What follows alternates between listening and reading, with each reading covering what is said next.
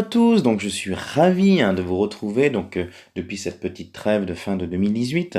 Donc là, on est en début 2019, je suis vraiment motivé à pouvoir reprendre les tutoriels. Alors, on va apprendre ici à comptabiliser les produits à régulariser. Alors, ce qu'il faut savoir, c'est que en vertu du principe d'indépendance des exercices, il faut que dans chaque exercice comptable, nous comptabilisons les produits qui ont vraiment eu lieu pendant cet exercice. Donc ça veut dire que, évidemment, on va avoir des produits à recevoir et des produits constatés d'avance. Alors bien sûr, je vais détailler ces deux types de produits dans deux parties de cette vidéo. Donc on peut commencer avec les produits à recevoir.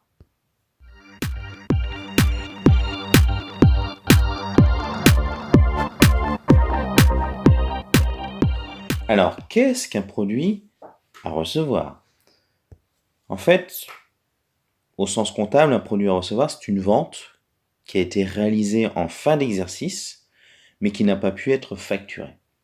Alors, c'est pour X raisons. Par exemple, le comptable n'était pas là parce qu'il est en congé de fin d'année, ou tout simplement parce qu'il n'a pas eu le temps, parce qu'il était vraiment très pris en fin d'année. Donc voilà, il y a eu une vente, donc à quelques jours de la fin de l'année, et donc le client n'a pas eu sa facture. Donc s'il n'y a pas de facture, cela veut dire qu'on ne peut pas comptabiliser cette vente. Néanmoins, donc on verra qu'en vertu du principe d'indépendance des exercices, il va falloir quand même faire un traitement. Alors si on résume, donc si on prend une frise chronologique, donc ici la flèche représente le temps. Donc imaginons un instant que voilà, la vente ait lieu donc pendant l'année N, mais quelques jours avant le 31 décembre. Donc le client est livré, la vente a bien eu lieu, mais malheureusement la facture n'est réellement faite que en N+1. Donc ce sera sûrement en janvier N+1. Donc là, en vertu du principe d'indépendance des exercices, même si nous n'avons pas la facture, il faut quand même la comptabiliser cette vente en N, puisque la vente a bien eu lieu en N, c'est-à-dire avant le 31 décembre de l'année N. Au niveau de l'écriture comptable, donc vous allez voir que cela s'enregistre exactement comme une facture de vente, sauf qu'on va utiliser des comptes de régularisation. Donc bien sûr, on met la date d'inventaire. Donc au débit, nous avons donc un compte 418 qui s'appelle client produit non facturé. Donc on voit bien que le nom de ce compte, l'intitulé de ce compte veut tout dire. On est face à une créance, mais pour des produits qui n'ont pas encore été facturés. Et donc là, on va mettre le montant, bien sûr, TTC, c'est-à-dire donc le montant hors taxe plus la TVA. En contrepartie, donc, nos ventes sont bien sorties de l'entreprise, donc on va les sortir pour l'année commerciale. Donc nous allons les enregistrer comme d'habitude dans les comptes, soit 701 pour les produits finis, soit 707 pour les marchandises, soit 706 pour les prestations de services. Donc il faut bien comptabiliser cette sortie, et donc le net commercial se retrouve bien au crédit. Nous avons parfois des frais de port, donc les frais de port, donc forcément, s'il y a eu une livraison client, il y a eu forcément des frais de port, ou qui peuvent être éventuellement offerts, mais ici nous avons des frais de port, donc ils sont bien sûr au crédit, puisque le port va chez le client, donc il sort de l'entreprise, et on n'oublie pas, bien entendu, la TVA. Alors cette TVA, donc la particularité, c'est qu'on ne peut pas encore la collecter, parce que au sens du droit fiscal, on ne peut collecter la TVA que s'il y a une facture de vente. Donc là, or, nous n'avons pas encore de facture. Je vous rappelle, le client a été livré, mais il n'a pas encore été facturé. Donc c'est-à-dire que là, on va utiliser un compte 44 587 TVA à régulariser. Alors le 8 de ce compte correspond tout simplement à un compte de régularisation, et le 7 qui est à la fin, cela veut dire tout simplement que ça correspond à une TVA sur des ventes. Donc on voit bien ici que cette vente non facturée, donc elle est comptabilisée quand même, mais on utilise quand même quelques comptes d'attente, notamment si on regarde de façon plus précise, on aura deux comptes de régularisation, donc c'est-à-dire le 418 avec un 8 à la fin, on remplace le 1 du 411 par un 8. Donc c'est-à-dire que ce n'est pas tout à fait une créance officielle. Et nous avons bien sûr le 8 de la TVA régularisée. Voilà, parce que cette TVA, forcément, on n'a pas encore à la redonner à l'État puisqu'elle n'a pas encore été facturée. Si on prend un exemple donc, pour mieux comprendre ce cas, donc imaginons que le 29 décembre de l'année N, donc 2 jours avant la fin de l'année, votre entreprise a réalisé une vente donc, ce matin, donc au client vu que c'est un BTP, et le comptable n'a pas eu le temps de réaliser la facture. Donc nous avons le montant brut des marchandises livrées est de 4 530 €, les frais de port sont de 50 €, le client a le droit à une remise habituelle de 10% et nous avons une TVA de 20% qui s'applique. Donc si on comptabilise, on voit bien qu'au 31 décembre, donc on a bien des marchandises qui ont été livrées, qui ont été vendues, donc pour le compte 707 au crédit pour 4077. Alors comment trouve-t-on le 4077 ? Donc c'est assez simple, hein, il suffit tout simplement de prendre 4530 € de montant brut des marchandises livrées, sur lequel on va enlever 10% de remise, donc il reste donc 90% de ce montant. Ensuite, nous avons les frais de port pour 50 €, là pareil, les frais de port vont chez le client.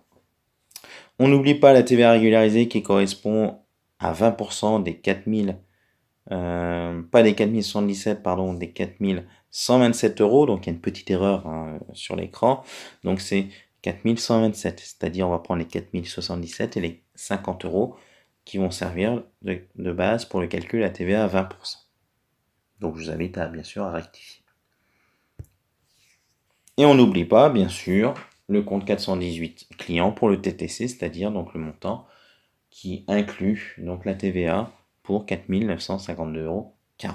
Nous avons une écriture qui est équilibrée et une écriture donc forcément qui va avoir une incidence sur le compte de résultat et le bilan.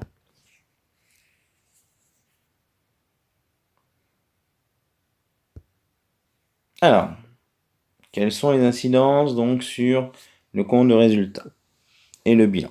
On va déjà voir que le compte 707, vente de marchandises, et le compte 708, port et frais accessoires, donc ce qui fait un montant total de 4127 €, va bien sûr augmenter les ventes de marchandises.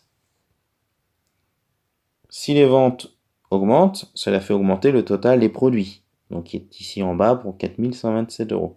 Et si les produits augmentent de 4127 €, logiquement, le résultat va aussi augmenter de cette même somme.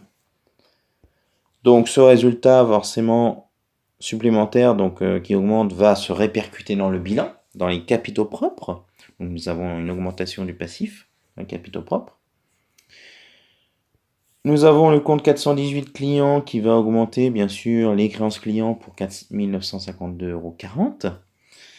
Et nous avons bien sûr la TVA qui va augmenter les dettes fiscales hein, pour 825,40 €. Ce qui fait que nous avons bien l'actif et le passif qui augmentent tous les deux de 4 952,40 €.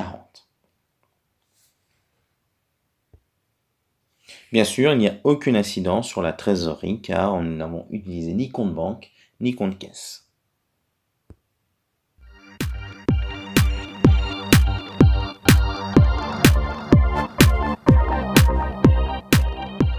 Alors, qu'est-ce qu'un produit constaté d'avance ?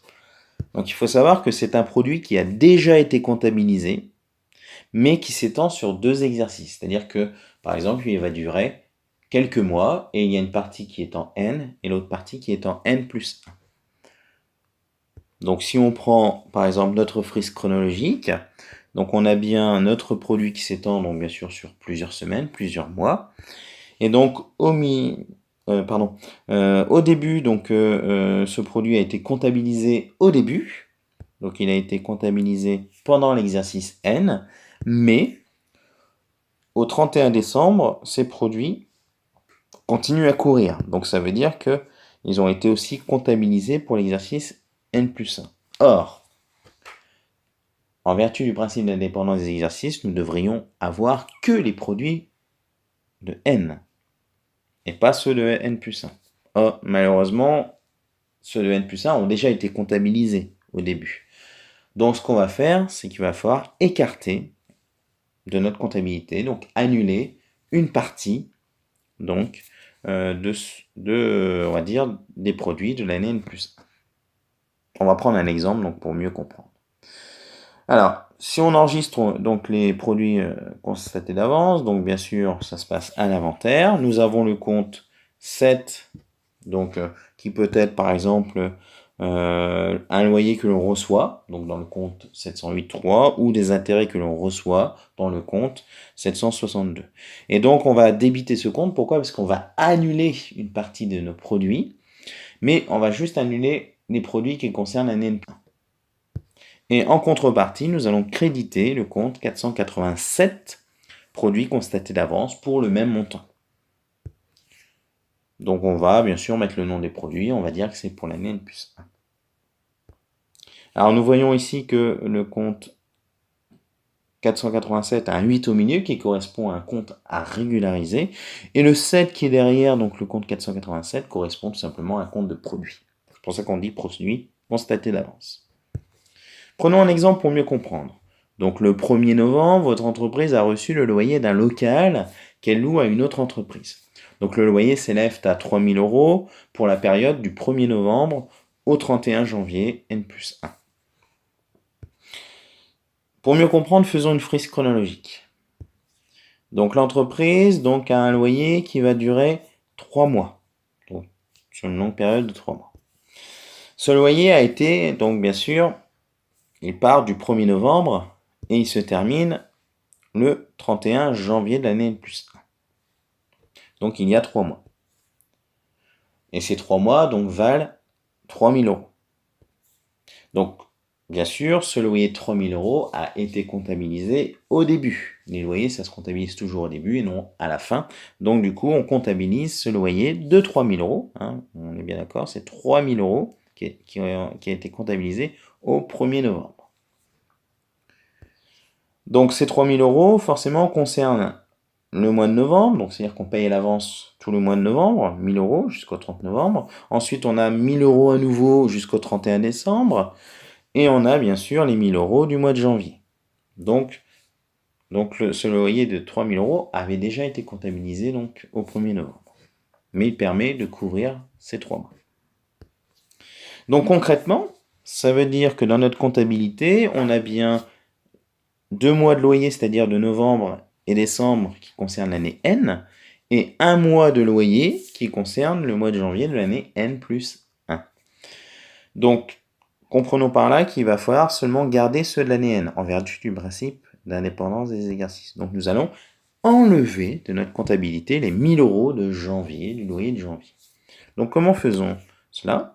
Simplement, on va prendre au 31 décembre, donc le compte 708.3 location diverses, et nous allons mettre 1 000 € au débit. Pourquoi? Parce qu'on va annuler 1 000 € de loyer dans notre comptabilité. Et bien sûr, c'est un produit constaté d'avance, donc qui se retrouve dans le compte 487 au crédit. Voilà, donc l'écriture est très simple. Donc on met loyer reçu de janvier N+1. Alors au niveau des incidences sur le compte de résultat et le bilan, donc on voit bien ici que nous avons un nouveau produit pas un nouveau produit, mais une annulation de 1 000 € dans nos produits. Donc on voit bien que la production vendue baisse de 1 000 € dans le compte de résultat. Si les produits d'exploitation baissent de 1 000 €, ça va forcément baisser nos produits de 1 000 €. Donc les bénéfices vont baisser aussi de 1 000 €. Et s'ils baissent de 1 000 € dans votre compte de résultat, donc la ligne résultat d'exercice au passif du bilan, c'est-à-dire dans les capitaux propres, va baisser aussi de 1 000 €. Et enfin, les produits constatés d'avance vont augmenter les dettes pour 1 000 €. Alors normalement, il devrait y avoir une ligne qui s'appelle produits constatés d'avance, donc au passif en dette.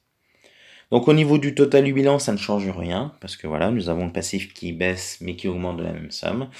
Alors il faut bien comprendre aussi, c'est que bien sûr, cette écriture comptable n'a pas d'incidence sur la trésorerie, parce que nous n'avons ni mouvement en caisse, ni mouvement à la banque.